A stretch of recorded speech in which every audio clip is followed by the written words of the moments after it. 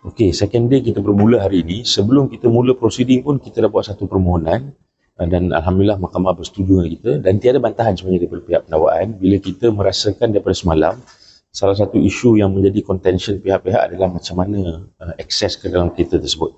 Kereta yang mana jumpa senjata, kereta yang mana jumpa dadah. So oleh kerana isu akses ni menjadi satu isu yang penting, so kita buat permohonan supaya kereta itu dibawa ke mahkamah supaya semua pihak boleh lihat, semua pihak boleh observe, termasuk yang Arif sendiri, dan Alhamdulillah Mahkamah bersetuju.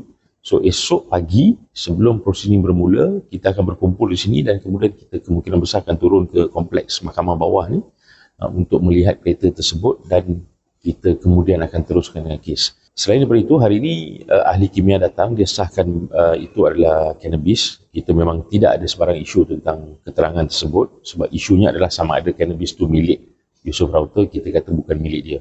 But yang interestingnya adalah saksi kedua, sarjan daripada unit persenjataan PDRM, dia datang dan dia sahkan dua laras yang dijumpai Pietro Beretta dan juga Smith Wesson tersebut sebenarnya merupakan bukan senjata.